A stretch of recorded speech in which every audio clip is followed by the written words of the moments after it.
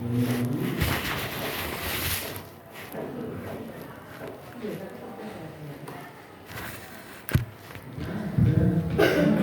assalamualaikum warahmatullahi wabarakatuh.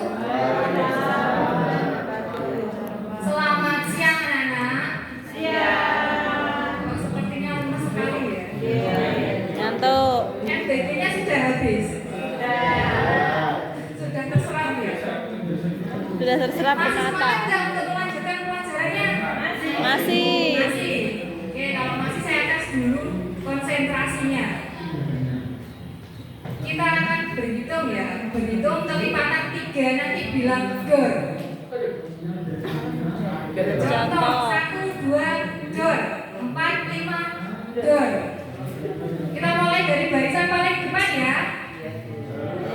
Oke, Kanan apa kiri berhitungnya? dari depan dari Mbak Madia sini mulai ya. Bisa dimulai? Oke, silakan dimulai dari Mbak Madia. 1, 4, 5. 6, Dar. Jawabnya harusnya dor. Jawabnya Ya, kan 5. 6 berarti 7 ya. Oke. 7.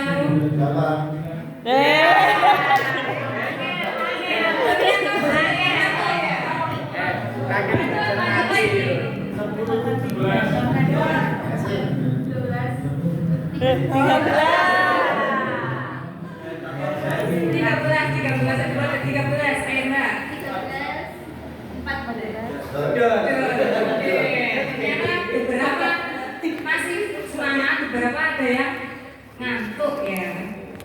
Oke, minggu lalu kita sudah belajar tentang berpikir komputasional dan hari ini kita lanjutkan tentang klasifikasi AI, yaitu mengenal otak komputer dalam mengelompokkan sebuah data. Tujuannya adalah bagaimana kita bisa memahami bagaimana kecerdasan buatan itu mengelompokkan data, sama seperti kita mengelompokkan sebuah barang. Nah, apa itu klasifikasi?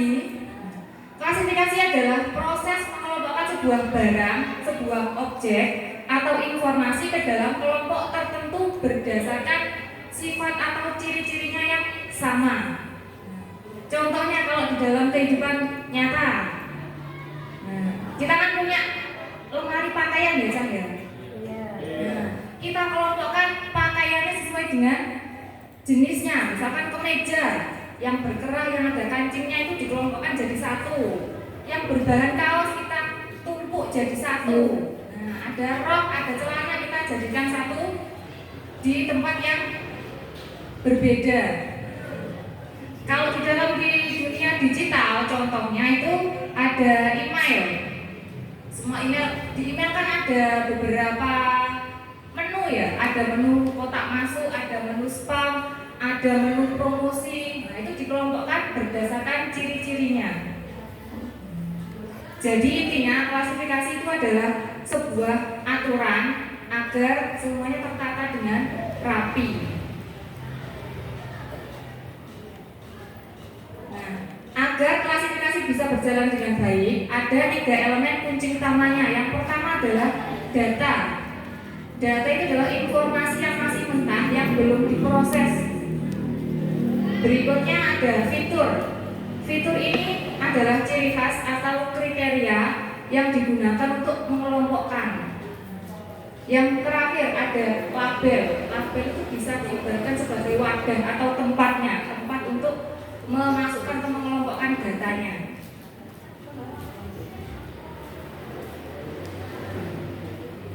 Bagaimana AI bisa melakukan sebuah klasifikasi? Dengan cara 3 proses. Yang pertama adalah proses pelatihan atau training. Memberi AI banyak contoh data berlabel. Misalkan ketika kita ingin mengklasifikasi sebuah gambar kucing, AI itu harus dikasih gambar atau foto kucing sebanyak-banyaknya. Misalnya dengan 10.000 foto kucing. Langkah kedua adalah setelah AI diberikan sebuah data, dia akan belajar. Belajarnya bagaimana? Dia belajarnya itu menganalisis dan mencari polanya, mencari ciri-cirinya tuh, oh kucing itu seperti ini, dia berbulu, telinganya runcing, matanya seperti ini. Nah, gitu. Yang ketiga adalah proses pengujian. Nah, setelah datanya masuk dianalisis, nanti akan diuji oleh si AI-nya sendiri. Nah, apakah gambar ini mirip dengan kucing? Miripnya berapa persen? Seperti itu. Studi kasus contoh pertama, contohnya di email tadi. Masalahnya ada banyak pesan masuk. Nah, misalkan pesan dari semua pesan masuk itu kita lihat ciri-cirinya. Kalau dia ada kata-kata promo, ada kata-kata diskon, atau dari pengirimnya tidak dikenal, biasanya kan otomatis masuk ke menu spam. Contoh kedua, klasifikasi pakaian di e-commerce. Di sini anak-anak sudah sering belanja di e-commerce ya? Sering. Sering ya. Di COD. Shopee, di TikTok Shop dan yang lain-lain. Nah, di e-commerce ini dia menyediakan tempat atau label untuk beberapa kategori, misalkan kemeja, ada kategori celana, ada kategori bawahan dan yang lain-lain. Itu digunakan untuk memudahkan kita sebagai pembeli untuk mencari pakaian yang kita inginkan. Jika kita ingin beli kemeja, ya berarti kita pilih menu ke kemeja. Contoh yang ketiga adalah klasifikasi genre musik. Nah, musik kan ada banyak sekali ya genrenya. Ada pop, ada rock, ada jazz dan juga dangdut. Masing-masing genre ini dia punya ciri-cirinya sendiri. Nah, sekarang kita belajar demonstrasi klasifikasi. Di sini ada 5 gambar. Nanti coba sampean sebutkan ciri-cirinya. Nah, saya contohkan dulu gambar yang pertama itu adalah gambar apa, Cak? Ikan. Gambar burung Burung. merpati. Ciri-cirinya apa? Putih warnanya, bertelur, dia punya sayap, dia berbulu, punya paruh. Berarti dari ciri-ciri ini dia masuk ke kelompok unggas. Nah, sekarang coba contoh gambar yang kedua, yaitu gambar Lumba-lumba. lumba-lumba ya. Ciri-cirinya apa? Iya betul. Lumba-lumba hidup di air, terus bertelur atau beranak kalau lumba-lumba? Beranak. Terus apa lagi? Menyusui.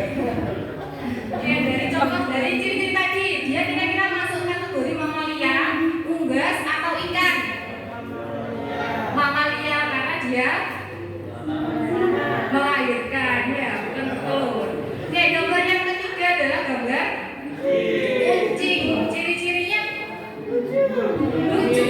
Oke, ada lagi berbunyi meong. Terus kucing itu beranak atau bertelur? Beranak. Kalau beranak dia berarti masuk kategori mamalia. Ya. Yang keempat gambar ikan. Ciri-cirinya bersisi, terus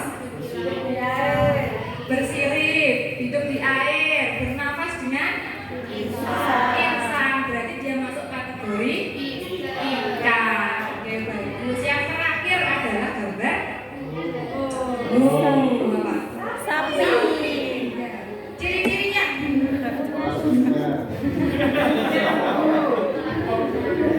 Nah, itu punya ciri-cirinya menyusui, makan rumput, ada lagi berkaki 4, terus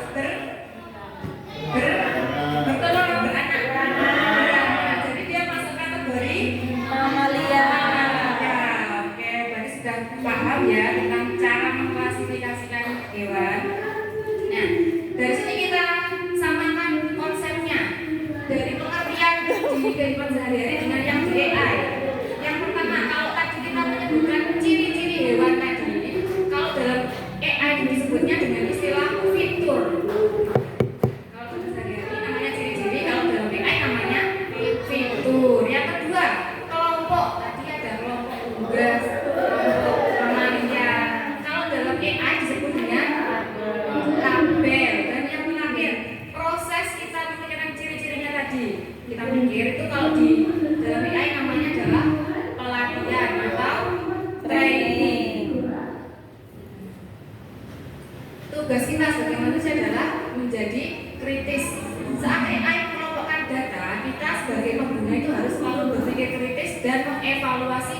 hasilnya dengan cara apa? Dengan cara cek fiturnya apakah adil. Maksudnya jika AI mengelompokkan semua orang yang berkacamata sebagai orang yang pintar, apakah itu adil? Tidak, karena kan belum pasti. Nah, ini menunjukkan bahwa AI ada bias atau ada merujuk ke kelompok tertentu. Yang kedua, cara mengevaluasinya adalah dengan cara uji konsistensi. Jika AI salah mengklasifikasi, misalnya ada email yang penting harusnya masuk ke folder kotak masuk atau folder penting, dia malah masuk ke spam, berarti ini menunjukkan AI ada aturan yang salah atau perlu diperbaiki. Kesimpulannya, AI hanya sebatas data dan fitur yang kita berikan padanya. Tanpa adanya data dari kita, AI itu tidak secerdas yang kita kira. Yang kedua, sebagai pengguna AI, kita harus selalu mengevaluasi hasil klasifikasi AI untuk memastikan tidak ada bias atau kecenderungan pada kelompok tertentu. Selanjutnya adalah tugas LKPD. Kemarin kan sudah saya bagi kelompok ya. Nanti tugasnya di rumah dikerjakan. Minggu depan kita praktekkan. Minggu depan libur. Minggu depan dipresentasikan. Oke, dari sini ada yang ingin ditanyakan? Tidak. Tidak, sudah cukup ya.